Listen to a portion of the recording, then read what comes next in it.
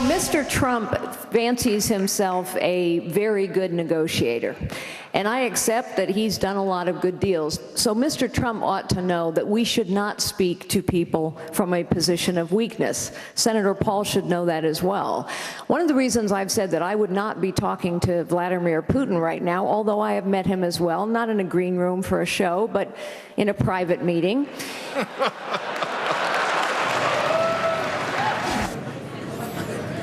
I think they call that a zinger. I don't know. Carly Fiorina with us right now. You were trying to say, and I know it's hard for you to hear, that was a point in the debate where you kind of criticized Donald, well, not kind of, but zinged him a little bit on this meeting in a green room with Vladimir Putin, but you had private meetings with the Russian leader. But it came back, as you know, Carly, to this idea that you don't think talks are very constructive anymore. We've had a lot of talks with Vladimir Putin over the years, and we've worn out our welcome. They've worn out their welcome. Is that the gist of it? Well, the gist of it is we've been talking with Vladimir Putin a lot, and most of the time he's been lying to our face. I mean, remember that right before Russia decided to go into Syria, we were having talks with Vladimir Putin. Obama talked to him, Kerry talked to him, and yet, instead of telling them his plans in Syria, he had a general march into an office in Iraq and deliver a démarche. So obviously he feels like talk is cheap, and he doesn't pay any attention to what we say anyway. The point is, when you're in a negotiation, any negotiation, as Mr. Trump should know, you need to negotiate from a position of strength. And so we need to rebuild our strength in Vladimir Putin's eyes by taking actions that will push back on his growing adversarial role. Do you think, and I know we're about rebuilding our fleet, sending a message, a lot of it would be symbolic, but powerfully symbolic, that a president, Fiorina, would be tempting war? No, I don't think we're tempting war when we're strong. I think we're tempting war when we're weak. I think we're tempting war when we're not leading.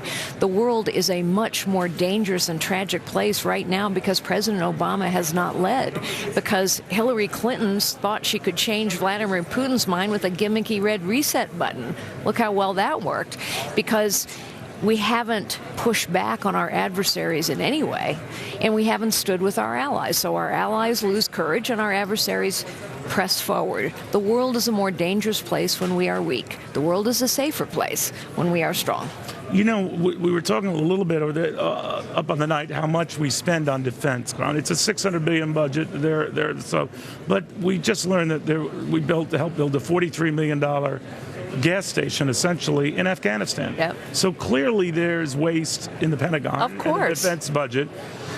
Donald Trump wanted to beef that budget up. A lot of your colleagues up there tonight wanted to beef up that defense budget. But surely there's room to prune, right? Of course. In fact, in the Defense Department, I've advised two secretaries of defense.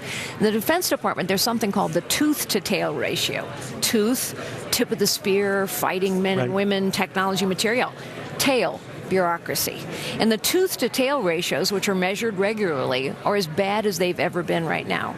So, of course, we have to invest in tooth, and we have to reform tail. Yeah, the Pentagon's a huge bureaucracy as well. And so there's lots of opportunity for reform. It's why we have to go to zero-based budgeting. It's why we have to know where literally every single dollar is being spent, what it's being spent on, so that we can cut any dollar, move any dollar, and examine every dollar.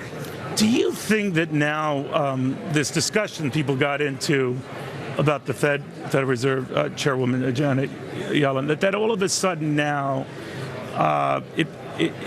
Donald Trump was just telling me a few minutes ago what he had said last week, that she's following orders from the White House to keep interest rates low, to essentially help a Democrat get elected. Do you believe that? Well, look, here's what I believe. Every single Fed Reserve chairman and governor has been appointed by Obama.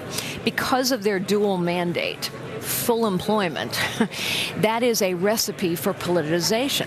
So somehow the employment rate is just never quite good enough. The economy is not quite strong enough. And so they keep this zero interest rate policy, which helps the rich, harms the middle class, harms people who are trying to save.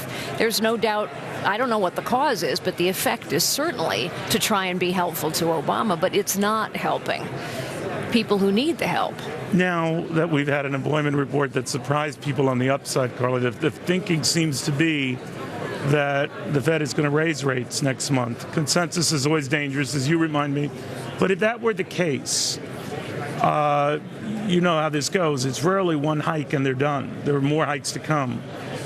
Since you've been a critic of the Fed and maybe propping up these markets and the recovery, wouldn't you welcome that? I would, but I'm going to make a bet with you. I'm going to make a bet that they don't do it. Really? And I've made that bet over and over and over. Why? And won that bet. Because something always changes their mind. Look, we've had so many times where the jobs report, wow, it's strong, then it's weak. Wow, it's strong, then it's weak. The truth is, yes, the last jobs report was quite strong, but the two previous reports were very weak. So I might be wrong, but I'm going to bet. Whatever's weak. That's right. to justify numbers. Now they're going to say the IMF says the global economy is slowing down. There's too much danger of global recession. My bet is they're not going to do anything until after the election. Very, very interesting. Where are your travels taking you now? Well, I'm going to be in Indiana, in Nebraska, in Iowa, and Florida, and all of that's before Saturday night. Incredible. All right. How are you feeling? I feel great. All right. Very good. Well-known cancer survivor, but I tell you, she has more energy than a lot of folks. All right, Carly Fiorina, thank you. Happy and safe travels. Thank you. All right, we're going to continue here. We are in what they call the spin room, where candidates like to spin or sometimes just state their case very emphatically, very clearly.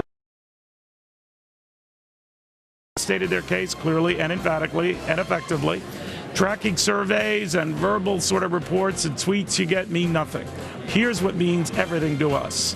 We kept it to business. Take it from a guy who wears makeup. It wasn't about, well, the guy who wears makeup. We were not a factor. They were. Meet them. Next.